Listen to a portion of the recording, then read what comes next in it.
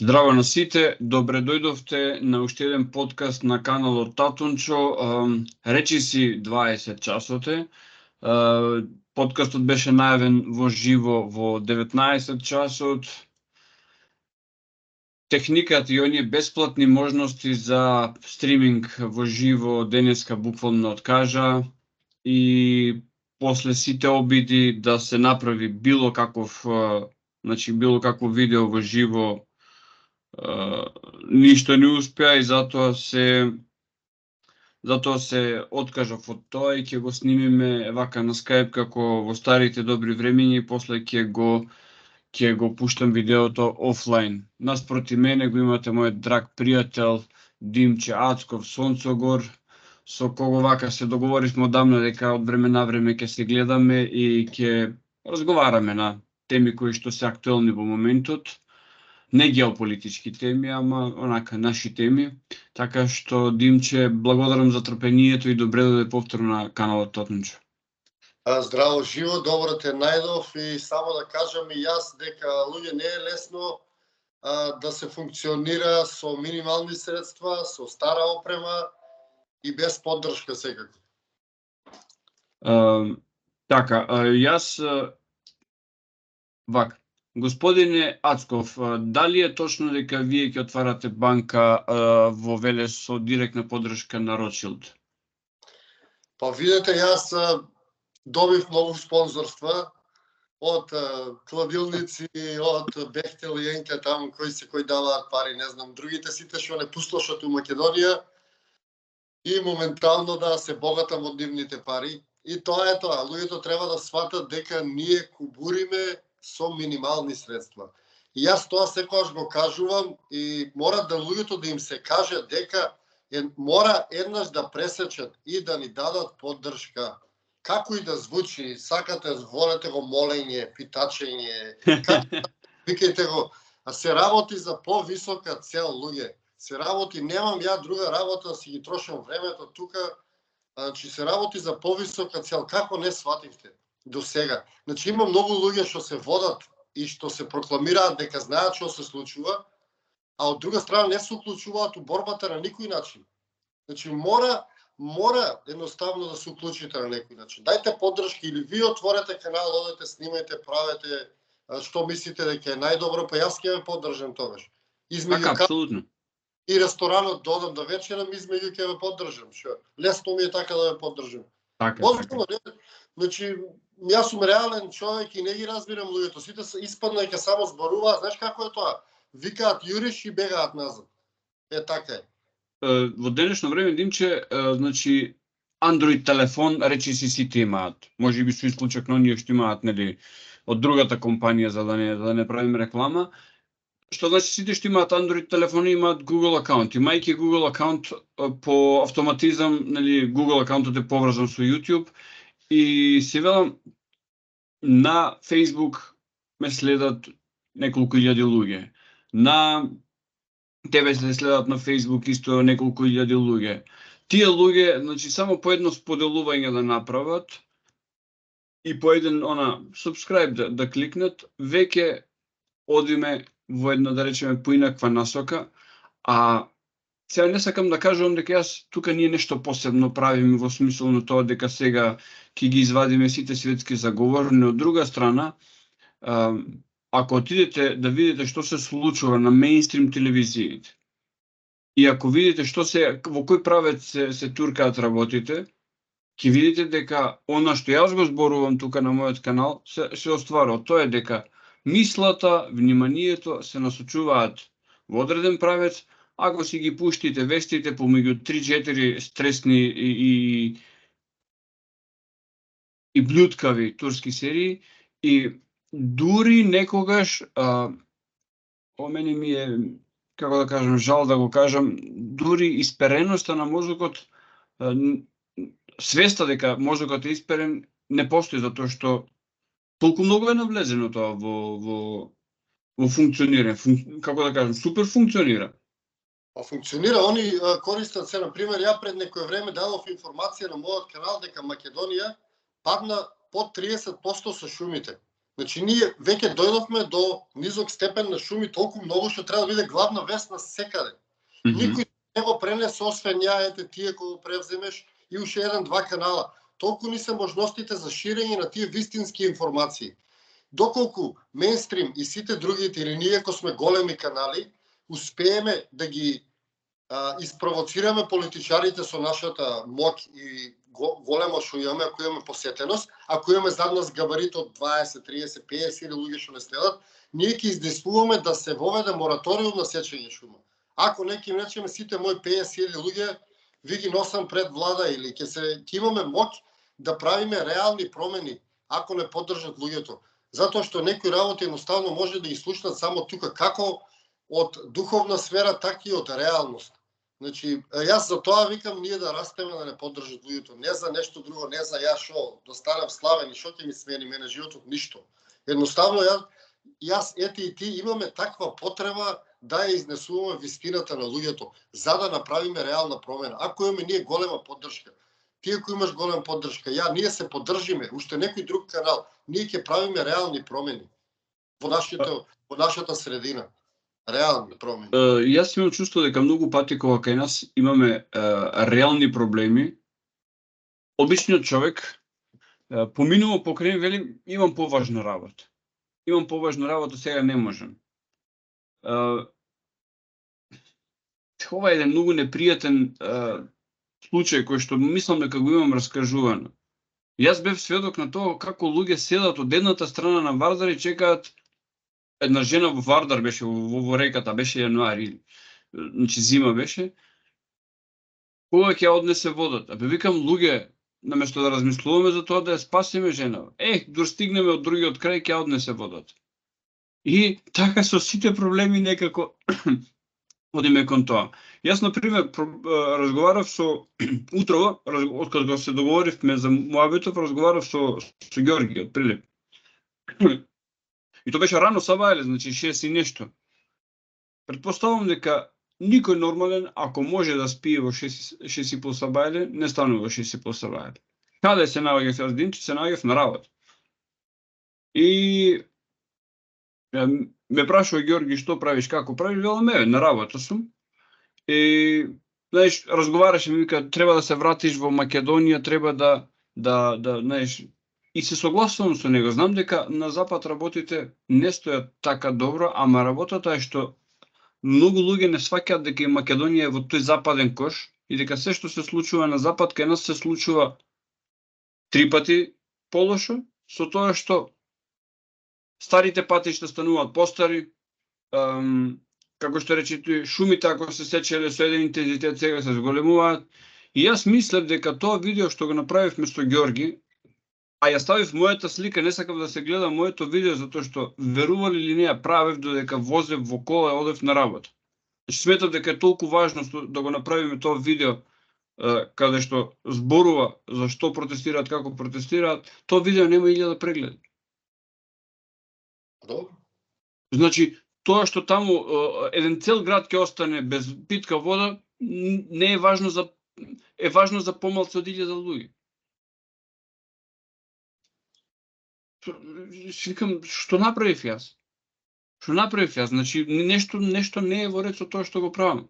Ајде да почнеме да, не знам, да викаме старлети во овие подкасти, или не знам, да збориме за некои, стварно, не знам зашто да збориме. Јас немам такви тривијални теми да ме разбере. Знаеш како, Владко, сите викаат, треба да се разбудиме, и тоа го слушам повеќе години, еве сега имаат можност преку нас да се разбудат, па ајде да видиме. Ако се разбудат, ќе биде окей, ќе створиме една бројка на луѓе со која што ќе може да правиме промени, ако не, ќе си снимаме такви работи или ќе се занимаваме со друго нешто и тоа е тоа. Сега зборувам од смисла на јутубери, на луѓе кои што сакаат да променат нешто. И едноставно тоа е тоа, значи ние ако имаме поддршка, ние ќе обстоиме, ако немаме поддршка, немаме поента. Зошто да бидеме на овој простор? Значи ние сме зафатиле некој простор, јас сакам сега тој простор што сме зафатиле да го шириме ние, а не да се задоволуваме со 1000 до 2000, 5000 прегледи. Значи имаше емисии на YouTube за глупости, за афери кои што знаеме дека носат по 300, по 400.000 гледаност. Има у Македонија подкасти со 800.000 гледаност и така натаму.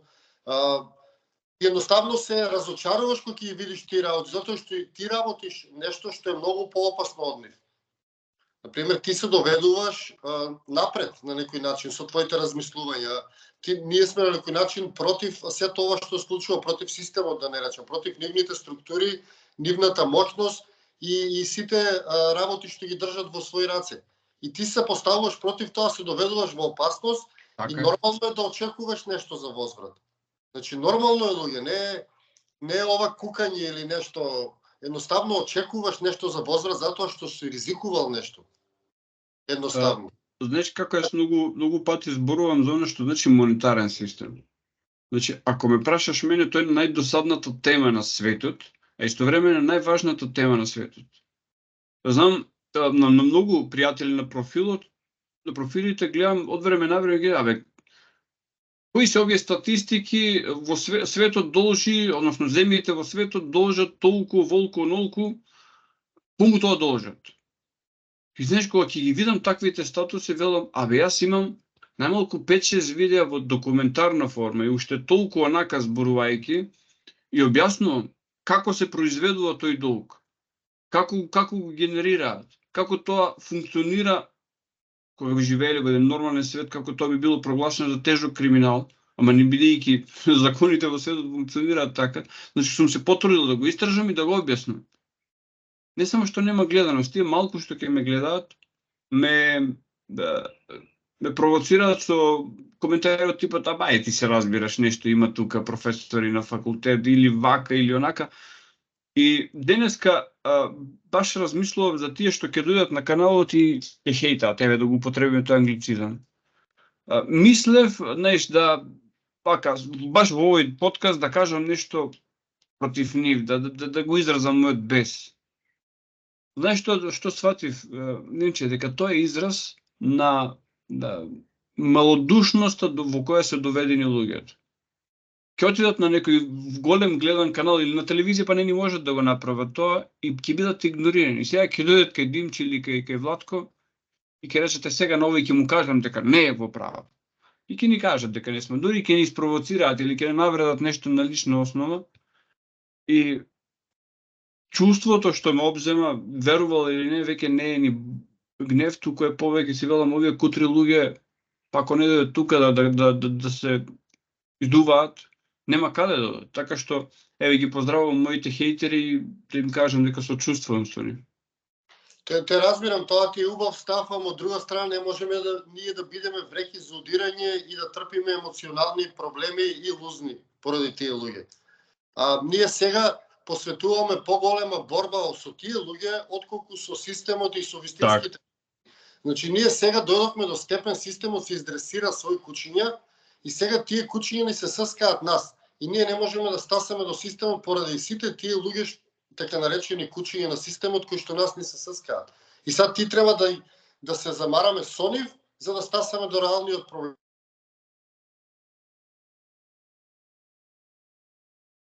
Значи, денес имам катастрофален однос со техниката и со технологијата. Мислам, Димче, значи зборував тоа дека денеска имам катастрофален однос со технологијата и овој момент значи ништо не функционира. И Skype закочи дури малце. Извини, кажи си последната мисла, не се слушаше.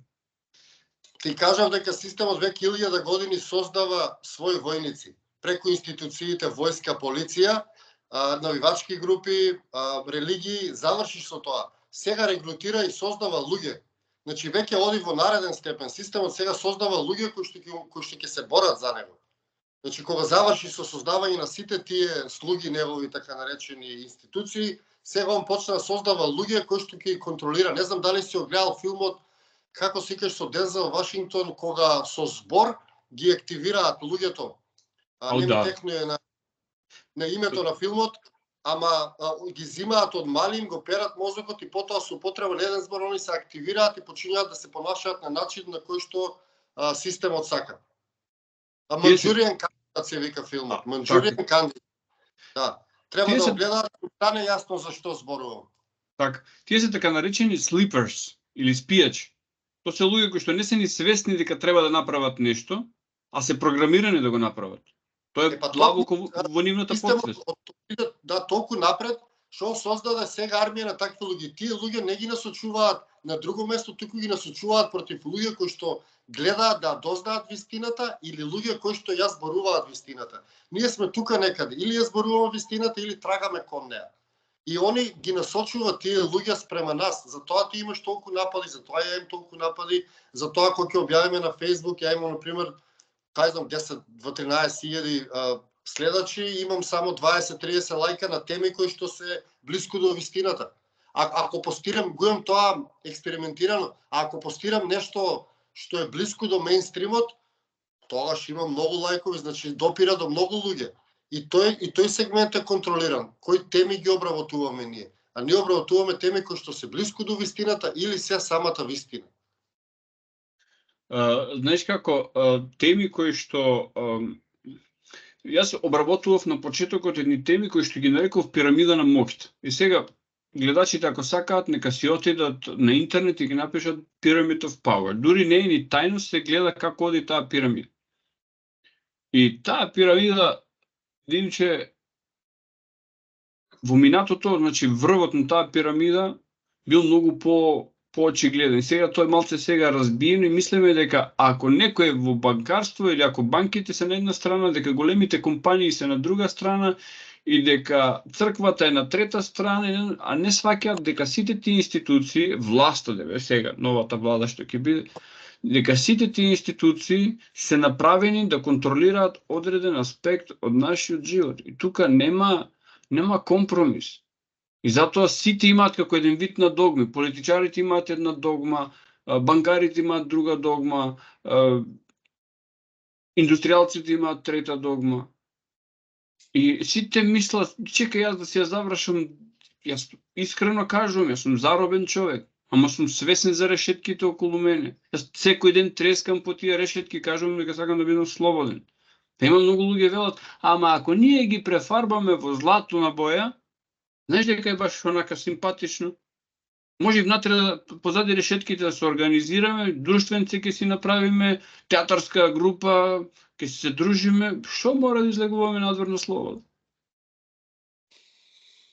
За жал така е, затоа ние треба тој пирамидален систем да го замениме со кружен систем на владење, како што имало порано. Значи пирамидалниот систем е систем кој што ни го введува паразитите.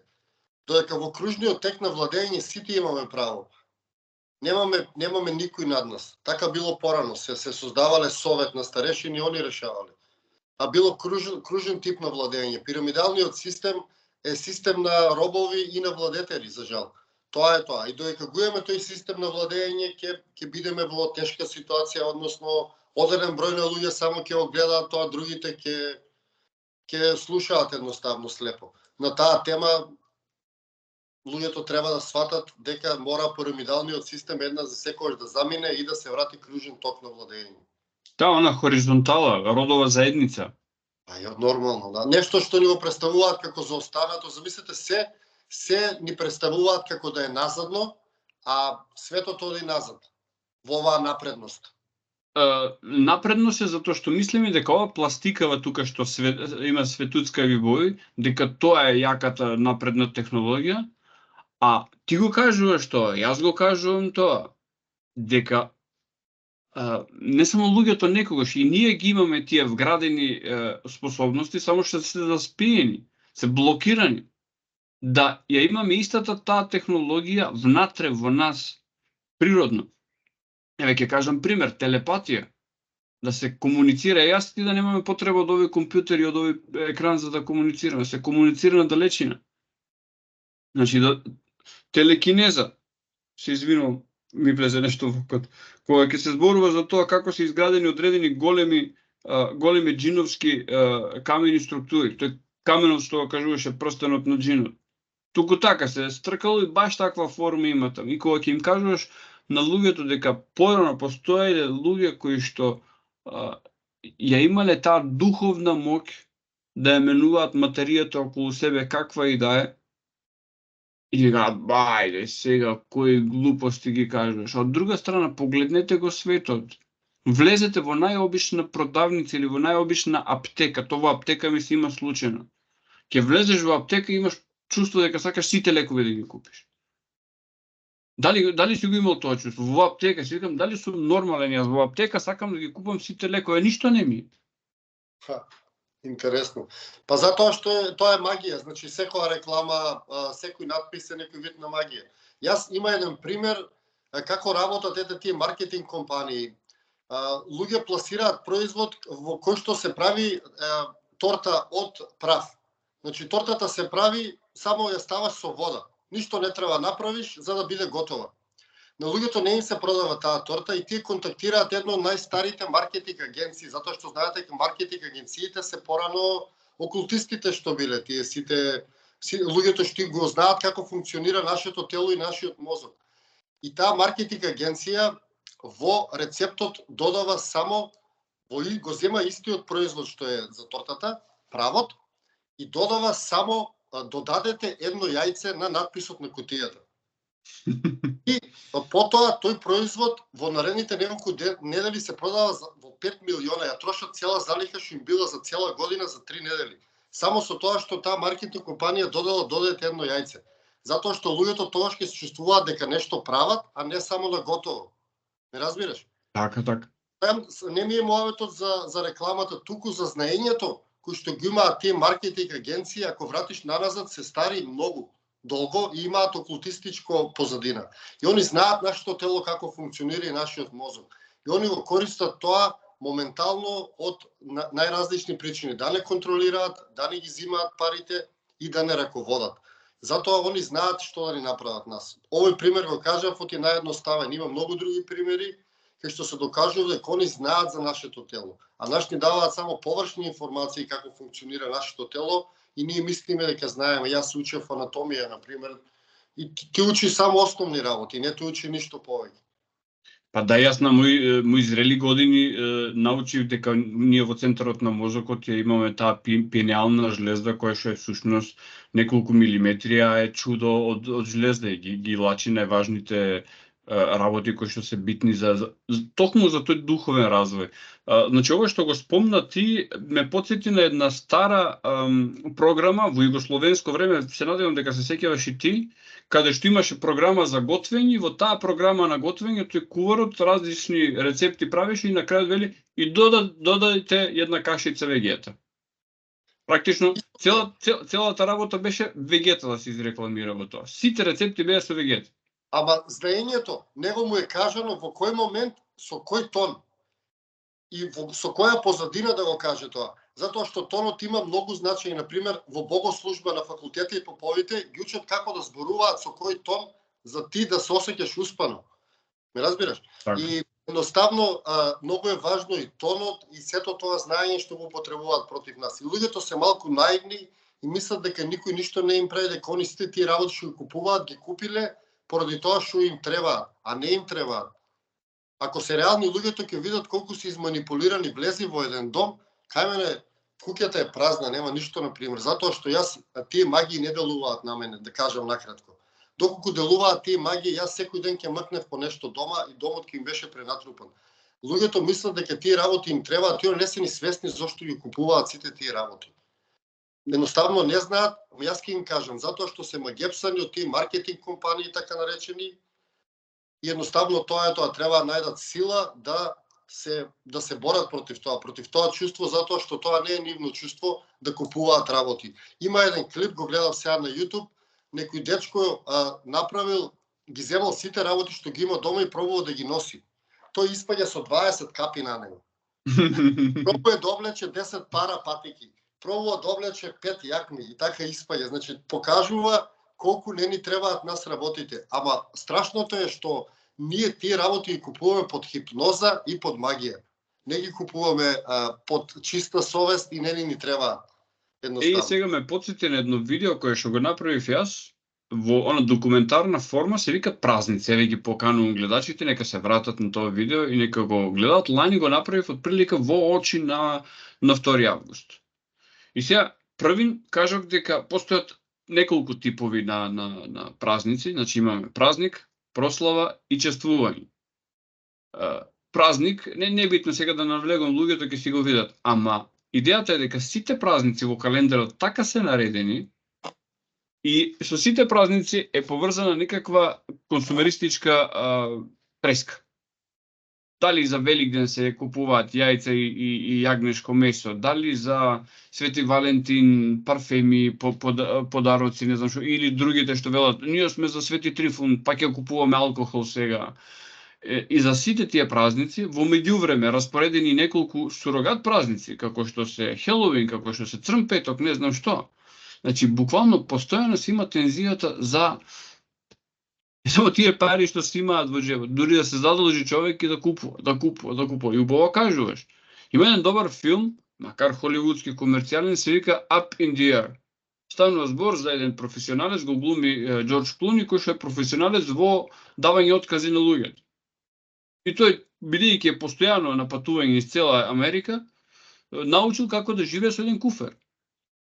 Во станот, како што кажуваш ти, немаше ништо, се беше празно, затоа што во станот најмалку едве 30 на дена во годината поминува во станот. И тој имаше таа филозофија, се што ти треба е во еден куфер. Толку колку што можеш да понесеш на себе, тоа е тоа. А друга страна што викаш ти, луѓето трупаат, мислам, и тука и себе си се става. Купуваме 300 работи кои што се расипуваат, односно некогаш ги фрламе дури и со етикета. Да, ама луѓето не сваќаат, знаеш како, поради нашата горделивост, ние не ќе се признаеме дека сме огепсани, изманипулирани, затоа што ќе се осеќаме неубаво и не си го признаваме тоа. Но доколку си признае човек дека мене не ми треба тоа, не потпаѓам по таа магија, ќе му биде многу полесно в животот. Меѓутоа, луѓето тешко ги прифаќаат тие термини преку филмовите, нели се тоа и сатанизирано, направено лошо, а они си го применуваат. Едноставно. Дали знаеш, например, кој е најпродаван производ во супермаркетите по парче, освен левот? Вода, Димче. Вода. Успеа луѓето да ги убедат дека треба да купуваат вода, па во рекламата вели со ниска содржина на натриум.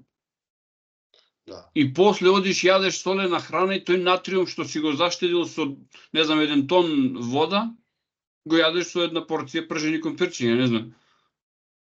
Да, но они знаеш што прават со водата, они одат на еден обичен извор, до кој што ти вчера си полнал вода, го затварат и едноставно само ги полнат чешињата со вода. Значи, луѓето сега им се прави некоја фама исто магија, дека они некако ја преработуваат водата, па ја прават да биде поубава. Не, они едноставно истата вода само ја полнат во шишиња, ништо не ја прават на водата. И директно ја носат во маркет, од самиот извор. Замисли колку е тоа едноставно правење на пари. И луѓето мислат дека таа вода има нешто посебно во неја. Нема ништо, таа обичната изворска вода што до вчера нашите предци без пари си ја пиеле колку сакаат. Само сега некој си го заградил изворот, вие полни во пластични шишиња и вие носи. И луѓето ми се смеат кога ќе му кажам тоа, не, таа вода оние средуваат, па додаваат нешто ваат. Ништо луѓе не додаваат. Ќе воднесам на најголемиот производител Кожувченка или кој е таму, ќе видиш дека од изворот, пред изворот има еден обичен лимен објект каде што стоат камиони паркирани. Таму на лице место ги полнат, ги затвараат работници во палети со вилушкари и ги носат во маркет. И само паѓаат камиони од изворот. Значи, фабрика нема ништо, има новична лимен, има инвестиција од 5000 евра. Инвестиција од 5000 евра со која што он прави 50 милиони евра годишно пари. Така. Ми текна една... Колку е лудо тоа? Една бизнис идеја која што функционираше во доцни 80-ти, рани 90-ти, нели, кога почна приватна иницијатива едно друго, и бидејќи овие од Кока-кола, Пепси некако скапо изгледаа сокови, имаше луѓе што се досетија дека ова е добар бизнис. И почнаа да прават газирани сокови од не знам какви супстанции и им требаше простор кај да ги мешаат, значи химикалиите. Во калата дома ги мешаа, со обична вода во калата и додаваа малце CO2 и тоа беше бизнисот во тоа време. Мислам, така функционираше, ќе ставија некоја смешна етикета и се убивавме пиење тие сокови. Поинтересен случај во Македонија, мислам дека едно време и на економски факултет го предава. Двајца млади дечки им текнува тоа за продажба на вода и во зградата ќе што живеат полнат вода од подрумот. значи лепат етикети и почињаат да продаваат таа вода по маркетите. И мислам дека прават околу пола милион евра во Македонија се случи. Да, тоа на економски факултет мислам го имаат учено порано. Докато 2000-тата мислам дека го предаваат тој пример. Значи регистрираат фирма, купуваат само пластични шишиња, почињаат со малце, после зголемуваат производство и додека ги фатат нив, они на народот му продаваат вода од подрумот, од чешмата за етички. Значи неа ни плаќаат сметката, водата. И сега ги фатија тие, мислам дека ги осудија на затвор во тоа време, некоја нели малце затвор, ама ги фатија и ги осудија, ама како пример остана колку луѓето веруваат на таа амбалажа и на таа магија. Друга една работа ми текна, баш сакав за ова да зборуваме, затоа што ми инспирираше видеото кој што го направи ти она за дека временската кајнина е малку пореметена во Македонија. Значи, викам, чекај, што е работено со видеото, отидов да го изгледам внимателно и кога го видов, значи, тоа ти е многу добро видео, го препорачувам на гледачите да го гледат, значи, дека имаме она временски луп во Македонија. Денот на Дабарот филмот треба да го гледам. Како не сум го гледал, феноменален филм, феноменален. Тоа истото нас не се случува. Ето, И... да, тој НАСА ќе го истражува сега, ќе дојде во Македонија, ќе истражува НАСА, ќе има тимови како Македонија живее цело време еден изден, како не тече времето, да. Кидото и од НАСА. И тоа, знаеш, ме потсети на сите оние кои што доаѓаат и сега, знаеш, ќе потсети мене луѓе, дајте subscribe, не знам што. Еве, ако сакаме да зборуваме на бројки луѓе, ако едно видео кое што трае од прилика саат време, го гледаат 1000 луѓе и го гледаат над 70% од времетраењето, заработката од него, ви кажувам, YouTube статистика е 1 евро. 60 денари. Значи, 1 денар од минута се заработува, само да го снимиш видеото. Значи, таа е големата заработка, да им кажеме, значи, на гледачите дека како се прават милионите. Знаеш како, 1.000.000 евра се 1 евро по милион пати да го направи. Значи, после милион видеа да знаете дека сум станал милионер. Таа е математиката. Значи, проблематични се тие 60 денари што ќе дојдат од реклами што ќе пројдат на YouTube. Ако го погледнат видеото, вели 1000 луѓе, а не сите мои видеа се погледнат од 1000 видеа, од 1000 луѓе, нека се и помалку. А не се проблематични минимум 5 милиарди во првите 10 години од македонска независност. Значи, збориме до 2000 година пресметката е 5 милиарди. Тоа темпо од 2000 до 2010 верувам дека е многу позасилено, 2010 до 2020 уште повеќе, што значи ние зборуваме за, колку се објаснува, 1 милиарда се 1000 милиони. Истите тие богови во кои што веруваа сега на избори дека ќе направат нешто, во меѓувреме со секое нивно доаѓање на власт, милиончињата еве овде им доаѓаат и на мене, значи, буквално ми е фасцинантно како и покрај се дава простор на тие, чекај, сега ќе бидат подобри, ќе се поправат, нема да бидат такви, ќе го вратат името, ќе го вратат презимето и татковото име ќе го вратат, а во меѓувреме милиардите земени во наше име одат на нивни приватни сметки. И навистина ми е тажно кога го кажувам ова. Па не треба да ни биде тажно, види, тоа е процес кој што ние мора да го поминеме едноставно. Немаме друг избор, тоа е тоа. Затоа што, како што кажа ти, мнозинството, значи, како размислува мнозинството, а тоа се случува, таа реално се случува, затоа што дека мнозинството ги поддржуваат, јајте и утре да зборуваме ќе биде џабе. И не треба да ни биде жал, треба да едноставно да го изживееме тоа и да продолжиме понатаму. Знаеш како, истражувајќи за цивилизациите, оние старите цивилизации, сите, дали е тоа Египет, дали е тоа Сумер, дали се Инд-Ганг, нели, старата хинду цивилизација, тоа се сите цивилизации направени на места каде што има изобилие од сонце и изобилие од вода. Јас знам како во Македонија. А ние успеваме да во лето, ќе ги спомна шумите, во лето топлината што ни ја дава сонцето, што ни ја дава природата, не запали, а во зима или во врнежливи периоди да имаме поплави. Значи тоа што природата ни го дава како благодет, толку сме немарни што дури тоа се свртува против нас. Па те разбирам, види, апелирам јас за тоа, значи мене ми е чиста душата и совест. Јас се борам за природата, посебно јас апелирам за шумите. Јас имам праќано мейлови до македонски шуми да ми кажат колку проценти на шума има уназад 15 години. Уште кога почнав да се занимавам со екологија. Дури да сега да се дознае дека Македонија од некогашни 70% шума пред 30 години, моментално има 25 или 24% на шума останато. Знаеш што значи тоа? Зголемен број на смрт, зголемен број на смртност, промена на сите клими и едноставно луѓето не имаат како бариера, таа информација не допира до нив. Јас пробувам да пласирам тоа како нешто шокантно, затоа што јас знам дека едноставно кај има толку малце шума нема живот. Затоа што во шумата живеат божите суштества, се создава чист кислород, значи од тоа е Бог фактички, Бог од таму делува, таму се неговите суштества. И не можеш ти да го уништиш тоа и да очекуваш ти да не бидеш уништен. Значи едноставно јас знам што се случува на тоа поле. Јас за тоа толку апелирам за тие шуми. И сакав имав проекти да направам вечна шума, да помогнам во тоа, затоа што гледам на као работата, меѓутоа овој податок не допира на луѓето како да си викаат самите себе си, не е така. А самите кога ги испаѓаат гледаат дека шума нема. Шума во Македонија нема, некогаш шумовита земја, станавме земја на степа на некој начин. Ние одиме на ке степа, па понатаму не знам што ќе биде. Како што гледаш и времето, затоа е толку топло, немаме ни дождеви.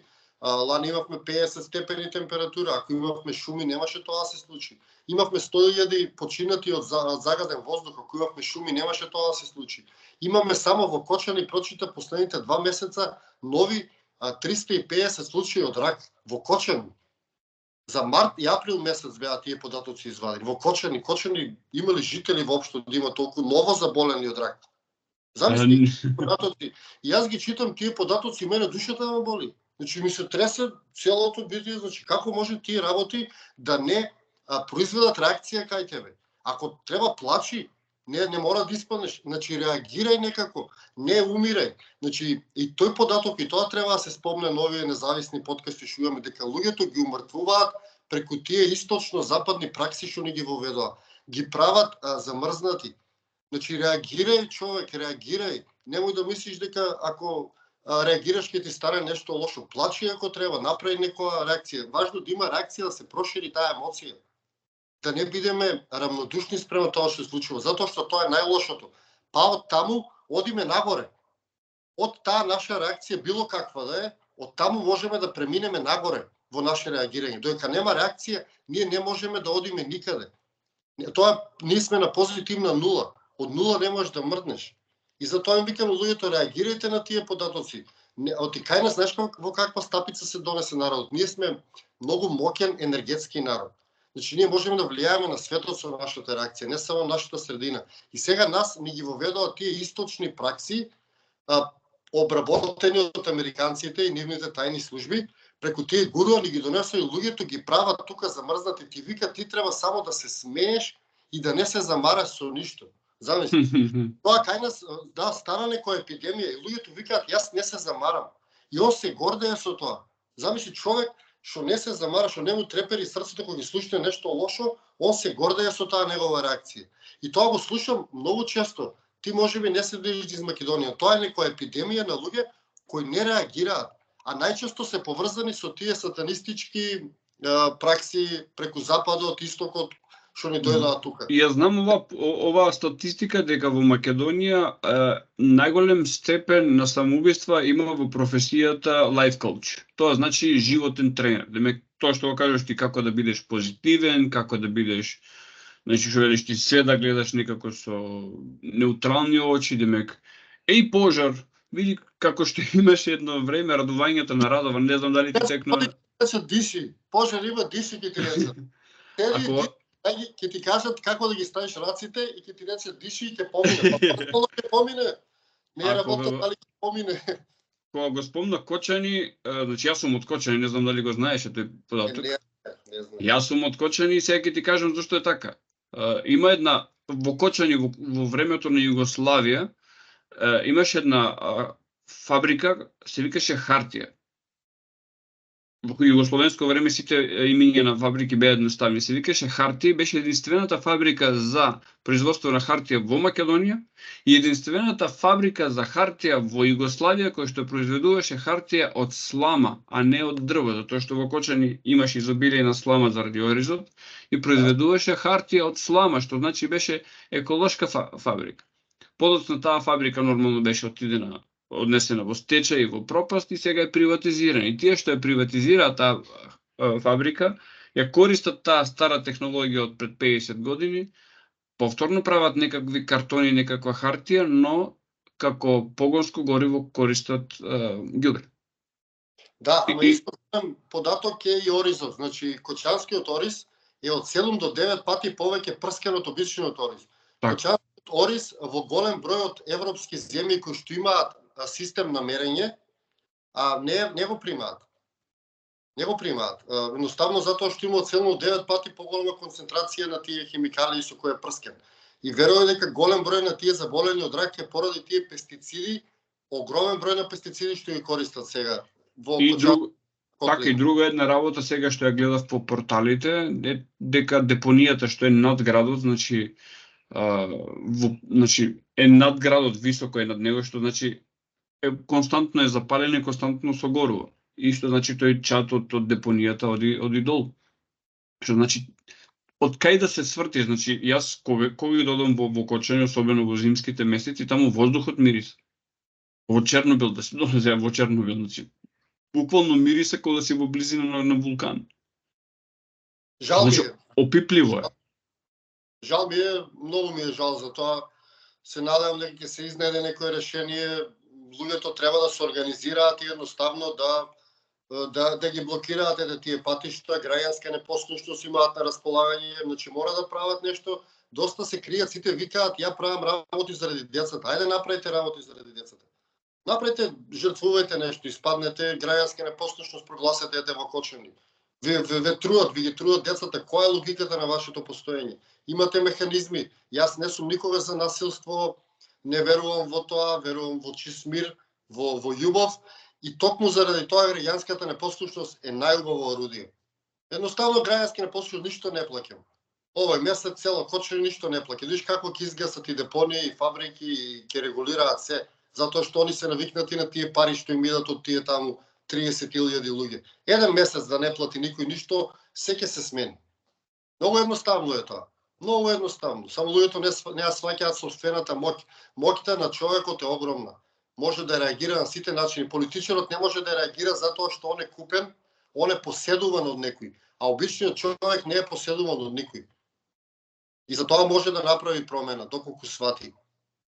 Така, се согласувам со тебе со тоа што, знаеш, мислам дека убаво ги спомна тие, значи се е ритуал. Ако луѓето ја читат книгата на Едвард Бернајс Пропаганда, практично тој го има создадено 20-тиот век, го велат татко на 20-тиот век, затоа што ги има работел во таа, значи маркетинг индустрија и ги има кажано сите трикови како да се продадат работите.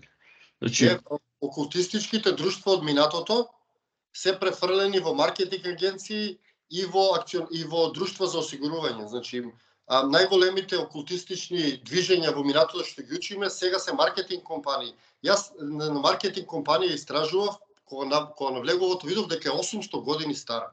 Замисли, маркетинг компанија што е 800 години стара. Кога го видов седиштето, оно беше баш како од филм, некој замок во Лондон, таму им беше седиштето. И викам, вау, еве како работат они. Значи, тоа треба да го сватиме, дека тој што го кажа Бернајс, он бил само дел од тоа, он имал достап до нивните информации затоа што влегол во таа индустрија. Како Орвел што бил земен со внуката на Рокерфелер, па видел што ќе прават, па така ги напишал книгите, нели? Така. И во Фабијанското друштво бил член. Тој е дел од нив, значи дел од елитата, само вика дечки да ви раскажам. преку жената влегол во тие кругови, видел што ќе прават и го искористил тоа. Така и Бернес истото го направил. Он видел како функционираат работите, он се решил само на некој начин да ги представи тие работи. А тоа знаење е постаро, тоа знаење иде од тие окултистични кругови, од маркетинг агенции кои што се стари минимум 800 години најголемите компании. Еве една што Бернес го има искористено во 50-тите години, мислам, значи тоа е време кога пушењето било најнормална работа, ама овие компаниите за цигари биле незадоволни, сакале да ја зголемат продажбата и рекле што да направиме. Рекол вака, популација која што не пуши се жените. Сега збориме 50-тите години, кога сепак малце потрадиционално се живеело и на запад. И треба да ги убедиме жените дека треба да пушат. Га искористил формата на цигарите за да ги асоцира жените на машки полов орган, за да бидат привлечени кон цигарите сексуално, во тој смисла, значи сублимална порака, и им успеано во тоа. 60-тите години се вистински бум на пушење меѓу жените. За да подоцна дојдат годините да се свати колку сето тоа е штетно и поразително. Да, преку филмовите тоа се прошири уште толку, да. Така што знаеш, не знам во кој правец, знаеш, да отиде, знаеш, размислувањето, еве, знаеш, кажав 5 пати, затоа што некогаш буквално доаѓам во состојба на збунето, си велам дали јас халуцинирам и гледам работи кои што не постојат, или мнозинството сака да гледа бајки. Ти зборуваш за шумата, а од друга страна ќе видиш дека за множеството луѓе поважна работа е дали некоја си тамо, некои си луѓе со брада од Цариград ќе ни даде некаков си томош за нашите со брада тука во Македонија. Што е толку важно тоа? Не знам. Стварно не знам, мене ми се тоа смешни работи и тоа е луѓе со исправни мозоци едноставно реагираат на командата. Ако им е дадена командата да реагираат, ќе реагираат. Тој збор што го кажа Пинге, кажа, нете Томос ли кој е збор у случајов и они реагираат. За мене Томос е оние моторчињата што на времето постоеа. Па не, јас не знам што се случува во тоа, затоа што јас слушам нешто поврзано со тие абрахамски религии, јас имам блокада моментално и не знам што се случува. Не сум фан на тие абрахамски религии, не ги следам, ама знам дека ќе направат се што може да си обратат влијанието во овие земји, затоа што статистички во овие земји, например за црквата, ако зборуваме едно од најбогатите во Европа, зависи нашата црква. Се е обратно. Народот сиромашен, црквата богата. После законот за денационализација тие добија сериозни имоти. Да, имаат околу, не знам колку имот, ама се едни од најбогати, затоа што црквите веќе во Европа пропаѓаат, преминуваат во други бизниси, било што кај нас црквата е прилично богата, можеби едно од најбогатите цркви, затоа и толку е борбата околу таа црква наша, заради тие пусти пари. Едноставно, накратко, таму е борбата и јас не знам што се случи таму, ни Томос, ни ништо и нема ни интересира. Тоа е за луѓе со исправни мозоци кои што реагираат на таа команда што ќе им ја дадат медиумите. Мислам, нели црквата отвори сам медиум во Македонија, нели она стана, не знам кој медиум е црковен, ама зема медиум со национална концесија во Македонија и они сигурно ќе си пласираат информации, ќе си перат мозоци преку тој медиум плюс. Јас би сакал да го свртим од се муабетот на една тема која што мене ми е многу интересна, многу фасцинантна. Еве, и самата западна наука нас научи дека во еден момент цела северна хемисфера била под мраз. И дека тука Балканот, она што е Медитеранот, тоа биле местата каде што, зборуваме сега илјадници години наназад, првите населби, првите култури, цивилизации тука се појавуваат. Еве, во контекст на Европа. Ќе ги тргнеме на страна Египет, ќе ги тргнеме на страна Сумер. И ако денеска ние прошетаме по вон градските средини во Македонија, дали се тоа планини, дали се долини, нема ништо. или нема ништо, или како да нема ништо. А кога ќе отидеме еве тука во Европа, гледаме замоци, гледаме стари поднаводници градби, цркви стари, за кои што ни се кажува дека знamo пред колку години, и си викам, како е тоа можно? Како што одиш на север, сега се побогата станува тоа културно наследство, а таму каде што почнало, кај што виреело, нема ништо. Како го објаснуваш? Тоа ти одиш по терен, откриваш неоткрини работи. Како го толкуваш тоа? Знаеш како го објаснувам тоа? Тоа го објаснувам преку варварите кои што дошле тука се да уништат, кои што денеска ги учиме како некои цивилизации кои што наводно не освоиле. Значи, едноставно разрушувано е се. Дојдено е со една мисија да се разруши и да се исклесаат нови докази, да се формира нова историја. Толку тоа едноставно тоа се прави континуирано до ден денеска. До ден денеска сега ние додека зборуваме на некој локалитет во Македонија има варвари кои што го уништуваат. Ја ги викам варвари, сега се, не знам, странски платеници или кој знае што. Важно има и моментално се случува тоа. Едноставно се уништува грубо, со чекан, со поново време со механизација, порано со чекан, се уништувале тие исти работи. Значи, дошле тие варвари тука со една цел да уништат се. Да ги избришат тие докази за таа постоење на стара цивилизација, затоа што кажа ти, ние сме биле Европа, па после се создала била нова Европа. Затоа Европа нас толку не мрази. Затоа што ова е нова Европа, пред тоа Европа била на овој дел на Балканот, како што кажа ти, меѓутоа нели Балканот е лош збор, е негативен, ние сме се викале едноставно Рит, Брдо, Хумка, таков бил нашиот назив за овој дел од полуостров, за нашиот полуостров. Да, ги спомна преска англичаните. Индија е име дадено на таа земја од страна на англичаните. Индија не се вика Индија. На индиски. Аха. Не се вика Индија. Тоа го имам слушнато од оние со брада што се хиндусите, вели Индија, па јас не се идентификувам како Индија затоа што Индија не е моето име. Индија е име дадено од колонизаторот.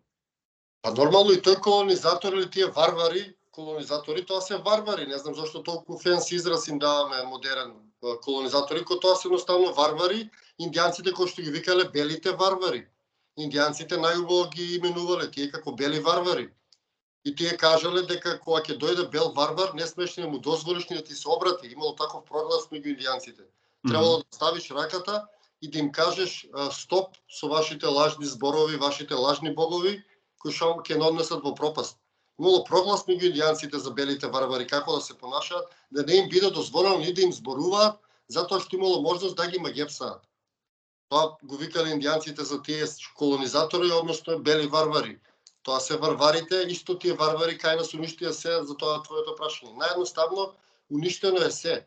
Значи срамнето е до земја, ако видиш сите наши локалитети, карпите се расфрлани на 10 метра, 15, тука се. Не се однесени никаде, меѓутоа тука се расфрлани околината. Јас одам на локалитетите, расфрлани се наоколу. Значи се гледа дека е се уништено, кршено и уништувано. Во поново време разнесувано. А во постаро време кршено со чекани. И се е тука, сите работи се тука од нашите локалитети, меѓутоа они ги искршија, се што остана го преименуваа во италијанско. Грчко, римско, да. Италијанско, латинско, иако не знам каква врска имаме ние со тоа. Таа тема мене посебно ме боли, што се ни е именувано италијанско. Што има врска ние со италијанците? Поема. Знаеш што е многу интересно, ако ти одиш во, например, ако ти одиш да го земеш англискиот јазик, англискиот јазик е пола латинизми. А се знае, историјата вели вака. Ако некој римски војник или генерал требало да го казнат, го праќале во Британија. Толку било Богу и за леđе, што викаат србите. Значи било катастрофа.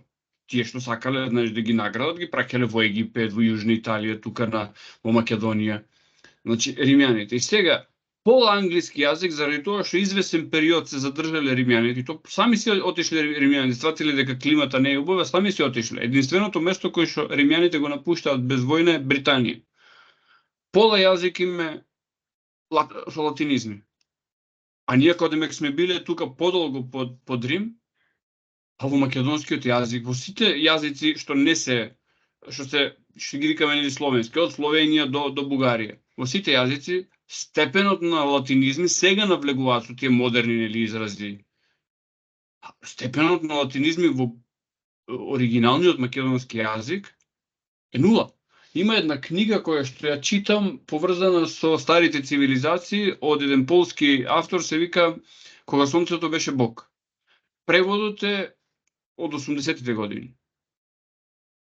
Какви стари зборови се употребени за се оно што ние денеска употребуваме латинизми. Например, далноглед за дурбин, односно за телескоп. Или ти го употреби во една прилика кога беше кај аквадуктот, нели? Аквадуктот ти употреби збор водонос. Да. И сме ги имале сите тие зборови, ако ги слушате, значи луѓе, повозрастните луѓе никој не употребува такви зборови, а сега ние сме шерување на интернет, вака, онака, значи не трујат и со тоа. Да, јас знаеш кое прашање би го поставил за тие освојувачи, што наводно дошле тука, кај им се потомците? Значи некој живеел тука 100, 200, 300 години, па он требало 50.000 по најобична математика да стане 400-500.000. Од тие 500.000, кај се сега тие итајанци или било шо? Кај се тие луѓе? Нивните потомци на тие наши освојувачи каде се? Кај се нивните школи, кај се нивните населби, кај се нивните книги на нивниот јазик, ако биле тука, ако не освоили, ако биле тука цело тоа време како што ни учат. Например, мажи, војници идат, нормално дека се оженат тука, ако седи он тука 5 години, 10. Нормално дека има луѓе што биле стално тука, дошле со фамилиите, нели, администрацијата си иде со фамилиите.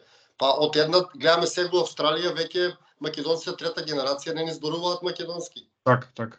Значи, они имаат потомци, ќе си остават потомци, трета, четврта генерација. Например, тие итајанци што биле тука преку Ромејското царство или Римско царство, кај се нивните потомци? Кај се турските потомци 500 години што биле тука? Значи, од 21 фамилија дошле турци 500 години живеат тука, ќе станале 100.000. Не па, како што викаат, тоа неки сме биле поробени. Значи, јас во тие муабети за поробување, знаеш, дека не верувам, едноставно тоа ми е чиста измислица, некоја приказна која што ни кажуваат и нема никакви докази за тоа. Они правеле продори тука со таа цел да го уништат тој стар свет, да ги уништат тие докази затоа што во касниот 17 век они правеле рестарт на светот. Почетокот на 18 век правеле рестарт. И они навлегувале тука за да уништат се што можат. Едноставно јас имам такво размислување и дека они никогаш не освоиле нас и не поробиле. Они правеле продори само, се спуштиле во Грција со бродови, дошле тие тугинци или паразити, направиле градови или фудхол што се вика кај може да застанат во Грција и од тука не напаѓале нас нагоре родот и ни ги уништувале сите стари градови, сите стари места. Тоа е тоа ние сме биле спремни за таа воена сила. Ние сме живееле во некој вид на утопија. Не сме биле спремни. Интересно е, Римското царство, Римската империја е најтипичен пример за тоа. И ние за Римската империја имаме многу податоци, многу историја, а како одиш поваму, оно што го викаат Византија, среден век, се помалку и помалку податоци. Не треба да е обратно? Како одиш подалеку во историјата, помалку податоци. Например, тие знаат многу повеќе работи за Цезар, кој што живеел први век пред наша ера, или условно кажано, а знаат помалку, да речеме, за Василий II. Што го викаат Василий II Македонец. 1000 години после тоа. Мене, знаеш што ми е смешно со тие латински изреки? У такви тешки моменти нив им текнувало да зборуваат на латински и да ги кажуваат тие поговорки, замисли. Да, вени види вици, така. Баш во тој момент него му текнало на латински или коцката е фрден или кога го бодел тој со ножот, он баш на латински проговорил тогаш, нели? И ти ли си Знаеш колку е смешно тоа и тоа целата таа приказна, целиот тој фалсификат за време кој направен за време на италијанската ренесанса, нели, за тоа има и докази, клесано, правено се. Ни го представуваат како реалност. И луѓето не се запрашуваат од каде ова сега. Како може некој во такви тешки моменти да проговори на јазик, на странски јазик, кога ти сега не дај Боже некој да те боде со нож, ти да говориш на германски, да изговориш нешто. Значи, многу е чудно тоа и се гледа дека сето тоа е измислено и конструирано. Затоа што едноставно тие сили владеат моментално и ја учиме нивната приказна. И самиот збор his story значи неговата приказна.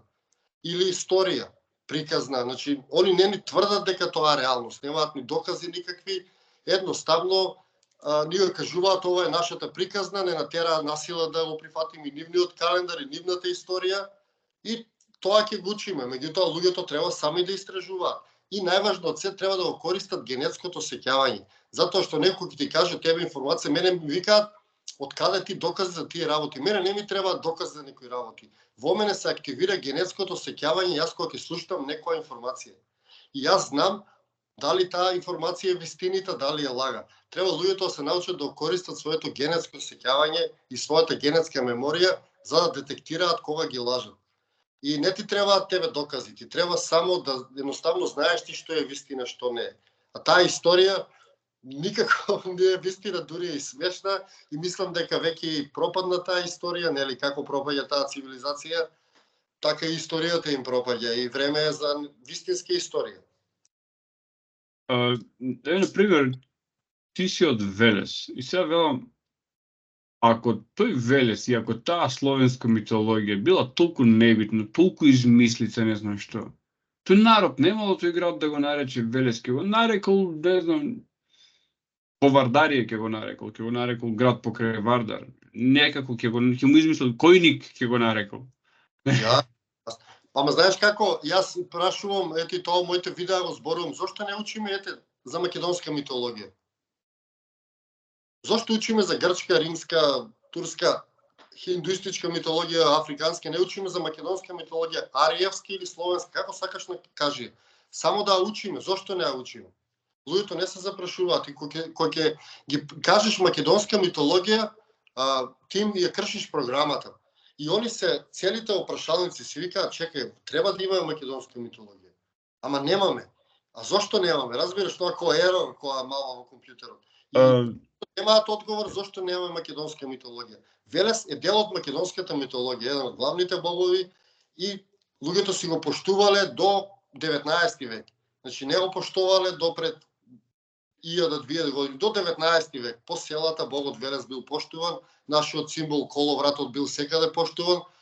Кога дошле христијаните, ние сме војувале со нив, ние сме ставале христијани со ќотек. Така. Тоа е тоа за таа историја. И луѓето кога им го забраниле коловратот, тие вадале тркала од запрежни коли и ги закачувале, за да символизираат. Тоа било во поново време, до пред Втора светска војна. Тие до тогаш останале со тие символи и со таа наша митологија, затоа што си осеќале како нивна. Таа си била нивна митологија. Новите генерации осеќаат ова како нивна, нашите предци осеќале нашата митологија како нивна. И едноставно они си ја сакале и си ја чувале. Колку е важно тоа да се врати, не знам, меѓутоа едноставно треба да има некој сеќавање за таа митологија. Интересно е како луѓето, значи, јас знам дека ова ќе звучи тешко и неприфатливо за многу, затоа што многу луѓе христијанството го чувствуваат како блиско, како религија на љубовта и така натаму, од проста едноставна причина што не го познаваат. Не ја познаваат суштината на книгата на која што е базирана, не знаат кој го има создадено како религија. И не сакаат да прифатат дека нивниот светец Константин е ноторен убиец, насилник и ноторен убиец, тој што го има направено христијанството во таа форма во која што го знаеме. И дека само ова што го викаат православие само источно-римска варијанта на истата таа религија. И ако видите како се бакнуваат патриарсите на истокот со папата од западот, ќе ви стане се јасно. Јас ги поканувам сите наши македонци и македонки да го читаат тоа што го нарекуваат Свето писмо и ако не им се крене косата на главата, особено во делот на Стариот Завет, јас ќе се извинам и ќе речам дека не е така, затоа што имаме блуд, разврат, инцест, инфантоцид, значи убиство на деца, убиство на жени, геноцид, значи масовни убиства, и се во име на тоа на тоа битие Јахве, кое што нели тие сега го кажуваат дека е Бог. И уште најпатетични ми се оние кои што велат дека Исус е македонец и дека христијанството е македонска религија, тоа ми е веќе најстрашно, еве многумина ќе ме критикуваат за ова, ама што имаме ние заедничко со Исус? Кај се трагите од тој Исус во камењата, во ќе речат црквите, па тие цркви изградени од нашите поробувачи кои што со сила не имаат наметнато таа религија. Да, види, христијанството факт е дека ние со ќе станале христијани, тоа е јасно. И тоа со тоа пишува и Кочо Рацин во Драговиските богомили книгата, ако сака кој може да ја прочита, ќе види дека Кочо Рацин кажува дека он ја ословува тугинската вера цело време за христијанството и го кажува Богот Јахва како библискиот Бог. Он кажува во еден расказ имаат се што им даде библискиот Бог. Значи он прави јасна дистинкција помеѓу библискиот Бог и нашата митологија или нашиот креатор. Значи он јасно го определува тоа ново владење како библиски Бог го опишува или во понов случај како Јахва или ЈХВ, затоа што порано немало согласки, само како ЈХВ бил познат. Так. А додека нашиот Бог бил РМХ или РМХ, нашиот креатор. Спротивно на ЈХВ бил РМХ во давнешно време, во таа наша митологија. А ЈХВ бил оној противникот или ангриманот, ахриманот, лутиот човек, ѓаволот. Демиургот, тоа бил Јехова. И едноставно Јехова спомнат како генерал на тие паразитите. Тој не е ни Бог, туку тој едноставно е водач на тие паразитски структури кои што го напаѓаат родот и кои што ја поробуваат земјата. Значи он на некој начин не е ни Бог, он е лажен Бог. Меѓутоа, он е представник на тие паразитски структури кои што имаат поголема позадина и едноставно ако има позадина голема од тие темни простори, од тие паразитски структури. И затоа е оставен некое време да владее како Бог тука, меѓутоа тој не е ни Бог, тој е еден обичен генерал во една војска на паразити кои што имаат нападнато земјата. Затоа не треба луѓето му се клањаат на тој ЈХВ, на тој лажен Бог, туку едноставно треба да запрашаат некој кој им каже христијанин, католик, треба да го прашаат каков е вашиот Бог. Да им дадат одговор. Не може да биде само Бог. Нека му кажат дали е добар Бог, дали е лош, дали е ваков, дали е таков. Едноставно да побараат од прашање, едноставно и одговор каков е нивниот Бог. Затоа што нашите предци јасно кажувале дека нивниот Бог е добар Бог. Так. Тука завршувало се. Ако е добар Богот, тогаш е јасно ти како ќе живееш и по кој правила. Меѓутоа твојот Бог, ако те тера ти да се размножуваш, да убиваш, да правиш секакви работи, да владееш, тогаш тоа е твое право и тоа е твој избор. Меѓутоа тогаш не се лути кога ќе се случуваат и такви работи. Како делото на тој Бог го гледаме на дело сега во Газа, значи без поговорно убивање на жени и на деца. Значи, јас би сакал да ги повикам тие што сакаат да читаат во Стариот Завет, нека си ги прочитаат така наречените 10 Божји заповеди, таму пишува каков е тој Бог. Вели јас за сите отстапки, сега парафразирам, ги казнувам сите луѓе до 10-тото колено. Значи, ако таткот изгрешил, твоите правнуци ќе треба да бидат казнети заради грешката на нивниот прадедо. Друга една работа во приказната за Ној, кој што не е изворно библиска приказна, но не и се, нели? Сакаат да веруваме дека Ној ги спасил од сите живи суштества по еден пар и неговото семејство и така се продолжило човештвото. Тој Бог за кој што зборуваме, значи тој библискиот Бог имал потреба, или тие богови, затоа што се спомнува множи, имале потреба од специфичен дел од телата на животните, а мислам дека делот кој што е каде што се спалуваат луѓе е намерно тргнат, а бидејќи го нема да го коментираме. Значи, специфичен дел од утробата на животните барал да му биде спалена и го обожавал мирисот на таа спалена храна. Значи, од тоа спалено месо. Да. Приказната за Ној. Прочитајте убаво, значи потопот.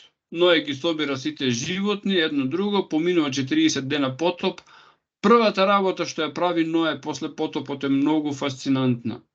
Од тие животни зема и го прави истото, прави олтар и спалува. Или требаше да ги спаси. Сигурно има спалено животни, има си има изгубено еден вид од животни затоа што морал да ги спали. И во постарите текстови пишува дека боговите се навртели на таа миризба како муи.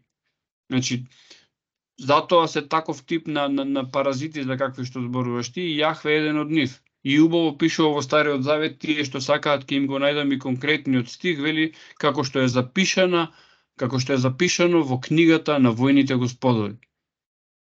Добре, ја на сите ги побарам, нека го побараат, Да Винчи го има нацртано и го има во една пештера Богот Јахве. Нека го побараат на интернет доколку таа слика уште кружи, ќе го видат како изгледа тој лажен бог, ќе речеме, тој обичен генерал во кај паразитите. Само нека го видат како изгледа, значи како демон од хорор филм, значи.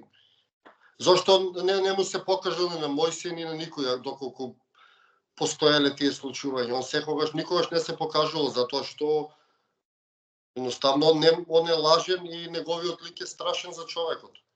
И ќе се јави помнеш на кого тоа ние му се клањаме кога ќе го видат како изгледа. Меѓутоа види тие теми за луѓето се толку далечни, а тебе ти си интересни, ти си навлезен и гледам дека имаш големо познавање и ги разбираш. Јас исто долги години истражував и знам за што зборувам, исто и ти гледам дека знаеш, меѓутоа луѓето се доведени до тој степен да појма немаат за таа тема. Појма немаат. Кочо Рацин, на пример, го гледаат како еден обичен поет, а Кочо Рацин има објавено највеќе голем број од 80% текстови токму против новата тугинска вера и библискиот Бог. Во списанија, во негови белешки, во се и се што најголемо, он има пишувани книги за тоа. Последната книга му е за богомилите во селата, кога е убиен. Има он напишано 3 или 4 книги на таа тема. Само за дрговицките богомили циркулира тој текст, иако и тој изменет и скратен, нека земат од таму пример. Тоа е во поново време, Кочо Рацин живеел сега, не живеел пред јадници години. И луѓето едноставно појма немаат. Кочо Рацин на некој начин бил свесен за тоа што се случува, меѓутоа неговото влијание било многу големо, он сега представен како поет, а во поново време е демонизиран како член на комунистичката партија и така натаму преку таа серија Црвениот поет, да. Иако во Велес сите знаат кој е Кочо Рацин и знаат зашто се залагаше он и преку неговите текстови знаеме сите. Нека прочитаа за дрговицките богомили, ќе им стане јасно како функционира тој човек и што сакал да ни пренесе нас. Токму ти тоа што зборуваш дека луѓето едноставно нема да знаат ништо за својата религија, за своето потекло и на тој начин, како што кажал Гебелс, ќе можат да контролираат народот доколку му избришиш историјата и верувањето, он ќе остане безумно стален. Така е. Околу Кочо Рацин има една сличност со Никола Тесла и сега без да се чујат гледачите, Никола Тесла кога починува во неговата соба влегуваат FBI и конфискуваат се. Не ме задаве за Никола Тесла, на таа тема ќе се скараме ако си фан на Никола Тесла. Дозволи. Сакав да направам споредба. Конфискуваат се од FBI. Комунистите после смртта на Кочо Рацин, особено овие комунистички поети и писатели, конфискуваат се од архивата на Кочо Рацин, одат дома кај неговите, ги бараат неговите списи и тие списи подоцна исчезнуваат. Јасно така функционираат на таа, ако ти е контекстот таму, меѓутоа за Кочо Рацин голем број текстовите се преживеани затоа што се печатени во некои списанија. И за дрговицките богомили и некои негови раскази се преживеани, да. Тој контекст е така, да. Да, во тој смисол дека архивата е заплетната и претпоставувам дека тука и имало многу необјавени работи и имало многу литература кој што тој е консултирал. Знаеш како да дојдат луѓе сега да ја запленат мојата библиотека, ќе најдат книги кои што веќе во јавноста се раритет, не можеш да ги најдеш. А јас ги поседувам. Вероми ти поседуваш такви книги, секој од нас поседува по некој редок пример. Имам една, еве ќе ви кажам, јас земам оваа книга. Одабране комедије, Тит, Мација, Плаут. Само колку за информација, книгава е печатена во Белград 1923 година. Значи е 101 година стара. Купена е на улични продавачи, такви работи, што значи Сигурно имало како чорацин такви книги. Да, што ти се смеам, ти кај мене у библиотеката, ја највеќе собирам бајки, сказни, такви работи. Тоа е полна библиотеката. Јас сум страствен читач и обожавател на бајки и на сказни. Кај мене библиотеката е, да не речам детска, кој ќе ја види со сликовници, со бајки.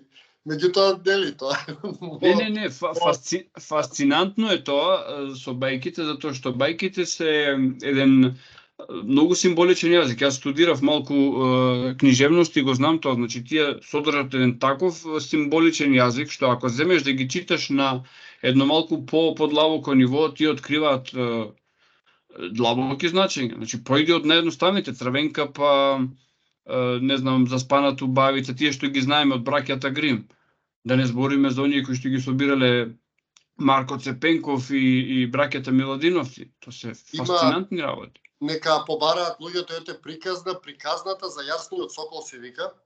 Таа се верува дека можеби најстарата приказна што е преживеана. Таа опишува за време кога се имало меѓупланетарно патување во така наречени вимани и во кој се опишува патувањето на девојка да го најде љубениот преку 7 космоса или 7 планети различни посетува. И при посета на секоја планета, таа ја опишува планета заедно со Сонцето на која што стасува. Тоа е долга приказна, има на интернет во PDF формат, има на англиски, има на руски, можеби и на српски ја има. Нека побараат луѓето приказна за јасниот сокол, ќе се фасцинираат, ќе видат каков донекаде како бил светот порано, затоа што таа приказна е стара 4000 години најмалку. Ете, ако можеш ти побарај, ќе се фасцинираш од информациите што ги има таа приказни, кои што кажат ти, јас црпам информации некогаш од тие приказни, посебно ако се автентични, наши, тие браќа Грим многу не ги поштувам. Јас имам одбивност и спрема Никола Тесла, кој што каже, алергичен сум на тие ликови, нивни ликови, затоа што тоа се системски луѓе што се величат, верувам дека се нивни луѓе, системски луѓе. И меѓутоа нашите, ако најдам некоја стара приказна, било да е словенска класифицирана, било да е македонска, јас ја собирам и ја истражувам и доаѓам до многу информации од тие приказни. Така, сега мислам дека веќе одиме на кај саат и пол муабет. Би сакал да ги поканам гледачите кои што издржале довде во нашиот муабет. Да им кажам дека сите наши муабети ќе изгледаат вака, како да си разговараме јас и ти. Значи не е јас те прашувам, ти одговараш, значи новинарски. Ќе ми извинат гледачите што јас малку повеќе зборував, ама ги чувствувам ваквите, да речеме, разговори многу полесни за изразување околу сам да седнам, како што прави, нели, Васко Ефтов, па им држи лекции на гледачите, вака да си направиме муабет колку да сме, нели, во живо. Би ги поканил гледачите да кажат во наредна прилика кои теми сакаат да ги обработуваме. Значи може да се обработува од звезди и планети до митови, народни предавања, легенди. Значи нека пишат во коментари, јас ќе спремам, да речеме, и ти ќе спремиш малци материјал за да бидеме малци подготвени. Еве, конкретно јас би ги поттикнал ако ги интересира темата вампири. Зборот вампир е наш збор, не е англиски збор. Потекнува од овде. Една од варијантите ја знаат преку инспектор Томе, Вапер. И така би можеле на овие теми да зборуваме и оние другите теми што беа од почетокот, па на некој начин се поврзани. Значи ние би сакале да меморијата на нашиот човек да не се поврзува со се оно што доаѓа од тој грабачкиот запад, затоа што еве јас живеам на запад, ама како велат, запознај го непријателот. Значи треба да се знае зошто тој запад е таков каков што е, богат и убав. Прекинам само за момент. На пример, западот, мене луѓето на запад не ми се непријатели. Мене тие паразити ги осеќам, затоа ти верувај дека таму ќе најдеш луѓе со развиена свест и со добро срце и душа. Нема да мислиш, нас, западниот народ, не ни е непријател. Значи, тие паразитски структури го користат исто тој народ, моментално, како што не користат и нас. Нема да мислиш дека они се послободни. Само они се одбрани на некој начин да бидат погоре од нас. Тоа е едноставно, ги користат и нив. И јас не го осеќам западниот свет како непријател, ама тие паразитски структури ги осеќам, да. Така, значи, да се поправам, имав едно видео во кое што зборував дека 20-тиот век е црна миса над македонскиот полуостров, мислејќи тука на што денеска се знае како Балкан, и зборував за народите како што се бугари, срби, црногорци, босанци, сите, значи што зборуваат јазик кој што го разбираме, зборуваат како за братски народи. Тука ќе додадам дека братски народи се и пољаците, и чесите, и словаците. Затоа што, во Италија конкретно, помеѓу Верона и Падова, дијалектните разлики се толку големи што не се разбираат, а се многу малку оддалечени едно од друго. А ние се разбираме со телефонот. така. А ние се разбираме со хрвати, со словенци, без при тоа нешто посебно да го сврти го телефонот, пошто наопако те гледа на се. Опако ли го стави? Да. Чекам. Евентуално хоризонтално, вака, супер вака. Вака добро ли? Не, предходно. Нешто ми прекава телефон. Вака ќе гледаат гледачите, ќе ги заволи вратот. Чекам, само. И велат, среди го ти јас ќе зборувам да не губиме во време, значи многу од гледачите рекоа демек, а зошто доаѓале да грабаат, да војуваат со нас тие народи? Дошле војските и дошол естаблишментот, не дошле народите. Биле приморани да го направат тоа.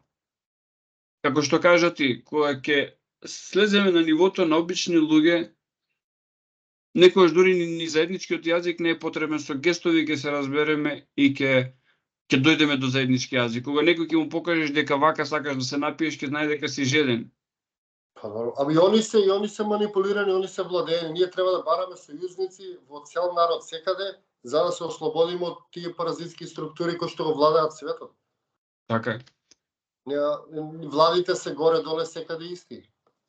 Па сега како што е поставен системот, ние само копираме. Така што ако некој го гледа, знаеш, големите држави, народот на големите држави, дали се тоа американци, германци, французи, тие се најмногу манипулирани сега. Најмногу поробени.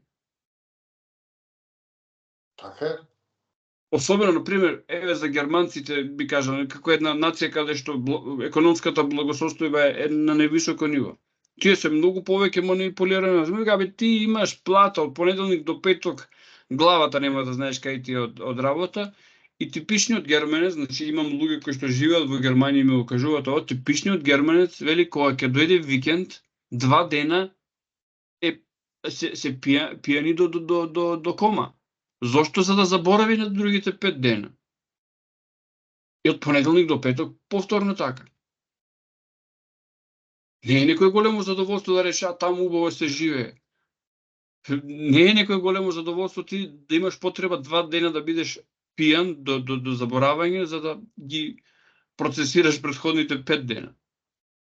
Ама чувството дека, нели, убаво се работи, убаво и трошете сега, чувството ги има, да речеме, го има скршено тој дух. Кога бил најсилен духот на германците? Во 30-тите години. Зошто? Затоа што живееле лошо во 30-тите години. 20-30 години после Прва светска војна. Кога требало да однесат 2 куфери пари за да купат еден леп, и тогаш биле најсилни, духот нивен бил најсилен. Сега не е силен. Иако имаат, нели? Така е. Јас согласувам за тоа, да. Верувам дека на овој свет се води исто и духовна борба. Не е само физичка борба, та исто се води духовна борба и таа духовна борба се рефлектира на овој свет. Согласувам со тоа што повторно ќе се вратиме на тоа, звучи New Age, тоа будење. Ајде нека не биде будење, станување свесни дека сме во еден робовладетелски систем. Јас на мојот канал имам видеа кои што се викаат робовладетелство. Нека не мислат луѓето дека тоа се занесување на еден јутубер кој што тие ги праве во првата година од правењето на каналот. Значи треба да листаат назад луѓето ако сакаат да ги погледнат. Значи тоа се детални истражувања, листање на книги со цитати со најразлични работи. Ние сме во робовладетелски систем, само што прангите од синџири сега се во форма на кредитни картички. Еве, ајде уште ова да го искоментираме, па ќе привршуваме. Ти спомна дека го спомна делот за плаќање данок. Сега како јутубер кога ќе почнат да доаѓаат милионите, ќе треба да плаќаш данок. Дали? Не знам тоа, ништо, не сум стасан уште до тој момент. Планирам да најмам 10 сметководители, они да бркаат работа. Да, значи, моментот дека секоја една работа што ја правиме ние, секоја трансакција треба да биде оданочена. И дека матичниот број кој што сите го имаме, нашето лице се менува, старее. Можеме да го скршиме носот и да се смени, можеме од печатоците да ни се изгорат прстите да се сменат, но матичниот број, што е всушност даночен број за секој од нас, не се менува. И така, јас мислам дека тоа е најдобар доказ дека ние сме собственост на системот. Некој не завел како собственост и мора да одговараме пред тој собственик. Така функционира системот. Не знам дали мислиш поинаку од мене. Ја за системот исто мислам дека да. Значи, они не користат нас, мислам и дека тргуваат со нас, со секој наш ставен подпис, дека се добива некоја вредност, затоа ние секаде подпишуваме секакви документи. Мислам дека дури они тргуваат со нас на некоја берза, и на тој начин добиваат пари тие структури. Ние сме едноставно бројка, не сме човек, не сме ништо повеќе, ние сме само бројка. И види, на секој начин пробуваат тие информации да ги направат неинтересни на луѓето и не знам како успеваат во тоа. Например, оваа тема не е главна тема. Зошто? Зошто мора да има сите да бидеме у тој систем, зошто мора воа, зошто мора... Луѓето не им се интересни тие теми и успеваат да ги тргнат настрана. Дури и луѓе кои што тврдат, како што кажат, и дека се разбудени. Видим, и мене веќе од тоа будење ми се ствара фрустрација од разбудени луѓе кои што ништо не прават, само се взимаат простор. И не знам како успеваат, кој што кажете, тој пример кој ќе размислам, немам размислувано конкретно за тоа, ама да, ние сме само бројка. Ние сме едноставно само бројка, над нас има монопол на раѓање, има монопол и на смрт. Кога ќе се родиш, мора да направиш нешто, дури кога ќе умреш, мора да се направи одредена церемонија или одреден ритуал, кој што не можеш да го избегнеш. Значи, раѓањето и смртта ни е одредена. Да направиме на некој одреден начин, смислени од друг. И во право си за тоа, јас како противник на се што се случува и против тоа би пробал да се противам. Енергијата да тргнем во надвор од таа насока. Така, јас тука би ги поканил гледачите да го следат твојот канал Сонцогор, да го следат каналот Татунчо. Опцијата Join оставам на луѓето кои што сметаат и кои што можат да го направат тоа и кај мене и кај тебе. Значи, непријатно ми е да го зборувам тоа, но што YouTube ја дава таа можност. Кај мене имаше 14 луѓе, неколку мина се пишмања, сега имам 11 луѓе, значи на тие 11, непријатно ми е сега да ги кажувам по име, затоа што можеби не сакаат во јавност да им се спомнуваат имињата, но знаат кои се. Моје најдлабоко поклонување, благодарност што сте големи поддржувачи на каналот. Знам дека на Даниел Гуштеров ќе му биде мило да биде спомнат. Еве го спомнувам него, тоа е мојот прв претплатник на каналот со максимална поддршка и го направи тоа на негова лична иницијатива, значи без да го молам да го прави тоа, а се сеќавам дека Даниел и кај мене претплатник и неговиот пример, одличен пример за како луѓе може да помогнат. Значи, мислам дека мислам и на други канали дека е претплатник, не сум баш сигурен. Ти мислам дека спомна дека ги поддржува скоро сите македонски канали, ако не сум грешен. Така. Тоа е фасцинантно нешто, затоа што сега нашите канали, доколку во иднина ги пишеме како македонски на YouTube, ќе имаме банирање, мислам, дека нема да можеме веќе да ги водиме како македонски нашите YouTube канали. И таму ќе се отвори борба. Не знам, тоа ќе се случи затоа што мислам дека тоа е препишано во тој фамозен воден договор што го направија речено. Како беше последниот договор за името на вода што го правиа поморскиот, и таму е предвидено веќе македонски да немаме, а YouTube каналите нас за сега мене ми пишат ко македонски и на други, и мислам дека ќе имаме проблеми со тоа, и луѓето мислам дека ќе треба да не поддржат затоа што кога се случи тоа, едноставно ние нема да можеме да бидеме на тој YouTube простор, затоа што ќе биде напорно на некој начин, ќе треба и со тоа да се замараме. Успешни канали од мојот и твојот, еве, еден познат новинар, мислам дека го спомнав денеска во подкастов, нема да го спомнам сега, сите наслови ги пишува на латиница. А има и други подкасти што насловите ги пишуваат на кирилица, описите ги на латиница, описите ги пишуваат на латиница. Ама нема да можеме, значи ни македонски да бидат, ние го живееме последното време, каде што може да направиме некои промени. Тој дечко што поддржува Даниел, го прави убаво, доколку сите го направат тоа, ние ќе имаме можност да створиме нешто поголемо, кое што нема да може така лесно да го избришат. Значи, можеби и независни телевизии ќе формираме на некој начин. Така, тој го имаше ставено тоа во една прилика, пошто и тоа е цел на напади, многу критикуваат, го напаѓаат за најразлични работи, затоа што тој е многу по, како да кажам, многу по див, многу по темпераментен од мене и од тебе во тие работи, многу по некомпромисен од мене и од тебе, и многу пати знаат да го нападнат, еве ти си го поддржувал Палчо, овој и оној, тој вели јас поддржувам македонска продукција на YouTube. Сум го поддржувал и него, сум го поддржувал каналот, а не личноста или не знам што или не знам како. И искрено го кажува тоа, за разлика од некои други кои што кога се случија сите тие настани, па зедоа бришеа видеа. Ако ти гостуваш на мојот канал и утре, не дај Боже, направиш нешто, некакво дело кое што не е во ред, јас немам ништо со тоа. И обратно, нели, ако јас направам нешто, ти што имаш со тоа? Не сме соучесници. Како критичар на системот има големи шанси секој од нас да направи некој дело, доколку стане доволно голем, верувај. Верувај дека може да направи секој од нас дело. Тоа е тема која што едноставно јас не верувам во тоа дека луѓето се критичари на системот наедно стануваат убици, наедно стануваат се и се што сам тоа има судови, ете нека докажат. Меѓутоа не верувам во голем дел од тие приказни. Едноставно не верувам, така да нема потреба никој да се правда за никоја поддршка, поради тоа што ние моментално сме на дното, немаме напредок во никој систем, ни во екологија, ние не успеваме шумите да си ги спасиме, па за друго. Значи, што има да се срамиме, ние едноставно сме у таква соц, што веќе немаме што да изгубиме. Шумите, изворите на вода, почвата, воздухот. Па сега наредно ќе кажам ексклузивна информација, не знам колку ќе биде точна, можно веќе водата во Македонија да е продадена. Да е земена од некои ќе мора и вода во Македонија да плаќаме.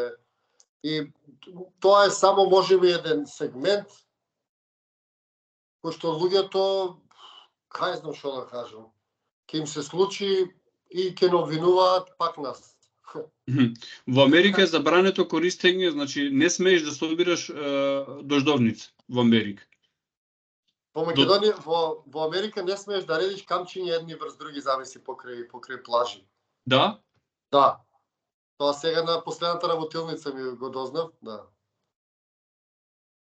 Значи, тоа се случува таму, тоа ќе се случи и кај нас. И немој луѓето мене да викаат после ја сум крив, оти јас можам да ме снема од утре и да си отидам на имото таму, кога што немам струја, ни да чуе некој, ни да ми чуе за нив. Затоа мене тоа ме вади од сите тие реакции.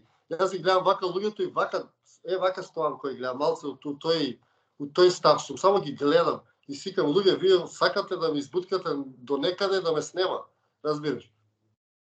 Тоа им е целта, така да нека не криват луѓето да што ги отвараме вие теми, што зборуваме отворено, туку нека се уклучат со нивни аргументи, со нивни размислувања и со нивни ставови, а не да ми повторуваат мејнстрим ставови. Луѓе што повторуваат мејнстрим ставови како папагали, не знам што размислуваат тие луѓе, дали општо размислуваат.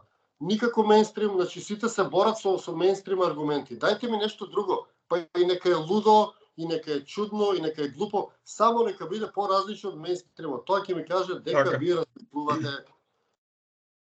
Така, јас се согласувам, луѓе кои што не се согласуваат со мене или со тебе, нека кажат дека не се согласуваат и нека аргументираат. А многу пати кога ќе видам коментар, не си во право, добро, во ред, не сум во право, ама зошто? Владко, ја некогаш сам не се согласувам со себе.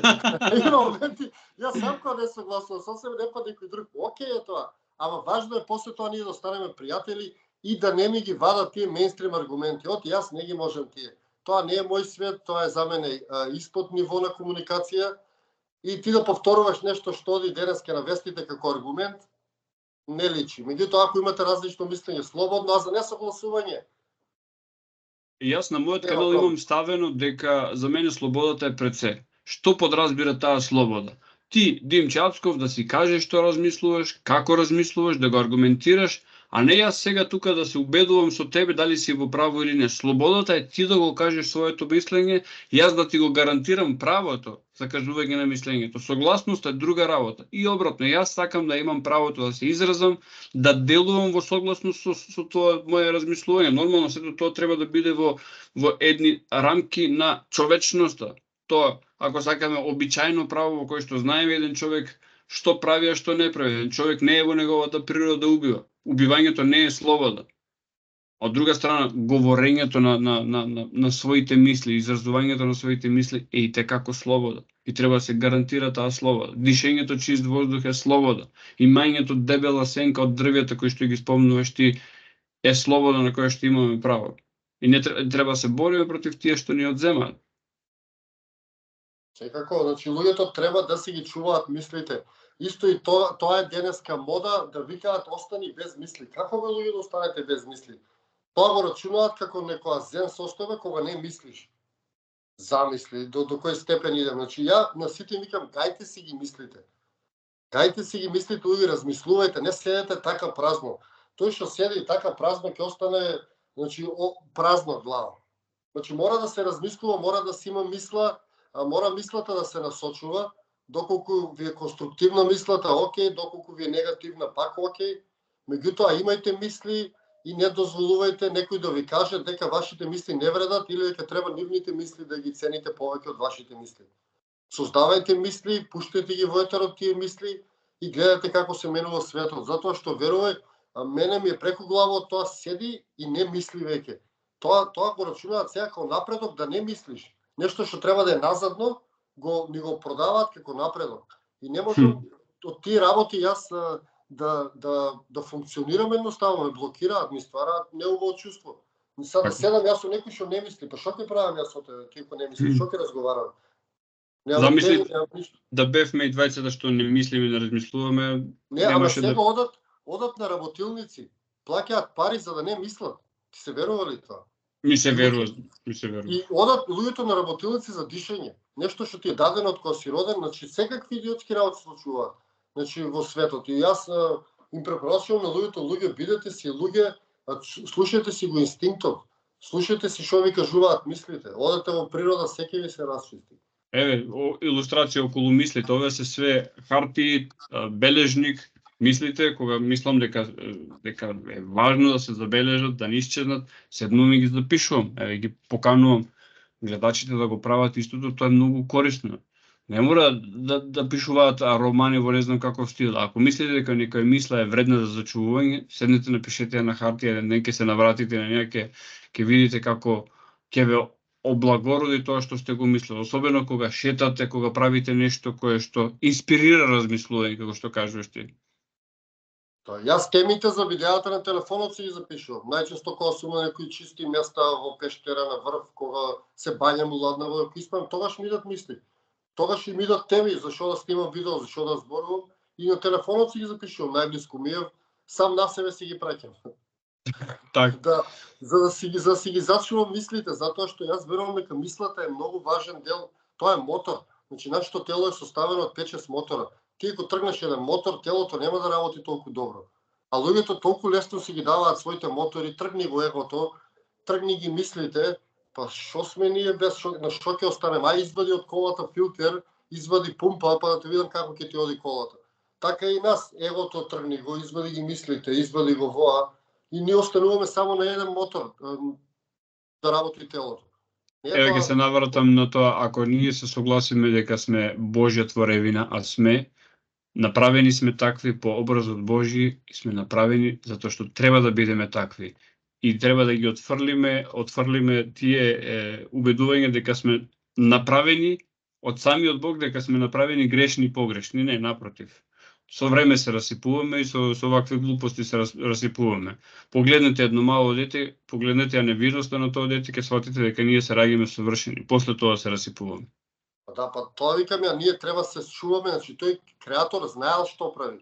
Не може ние повеќе да знаеме од него, он ни ставил са его во нас, ние ќе го убиваме. Ни ставил мисли, ќе ги убиваме. Ни ставил горделивост, ќе убиваме. Ни ставил инат, ќе убиваме. па примерно македонецот најголем оружје му инатот.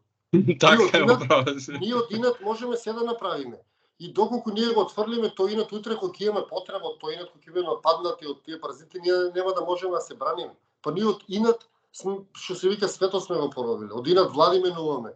Значи тоа се важни работи кои што ние мора да си ги гајме. Секако треба да ги контролираш. Тоа е друго, да не им даваш додат некои насоки кои што се деструктивни. Меѓутоа да ги поништуваш тие работи од себе, да ги убиваш, тоа е најголема глупост која што ни е наметна таа источна филозофија која што навлезе кај нас. И мора луѓето да се свестат што им кажуваат и да прават спротивно од тоа што им кажуваат. Може би на исток функционира, што знам јас. Може би на исток функционира. Добро, тоа кај нас тоа што доаѓа е источната работа премината преку филтрите на западот, на тие нивни тајни служби и нивни пропагандисти и донесена кај нас. Сурогат Е некоја верзија. чиста источна пракса. Така, Димче, јас не би сакал да ги задржувам многу гледачите затоа што ќе имаат многу за гледање. Од ова видео мислам дека излегува неколку добри поенти кои што ќе може да се направат и во неколку кратки видеа, ние да не ги нарекувам сега шортс, ама тие се тие, значи по една минутка што траат, мислам дека имавме добри мисли. Уште еднаш извинување до гледачите за неможното да биде ова во живо. Јас сум заљубен во тие живи подкасти затоа што и гледачите кажуваат што имаат да кажат. Посимпатично ми е, тоа е тоа. Твојата порака за крај и да се одјавуваме.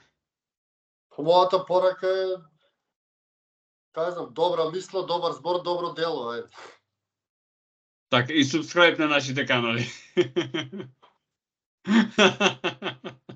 Ова автоиронизирам, Димче. Ти благодарам многу. И тебе ти благодарам. Секој добро.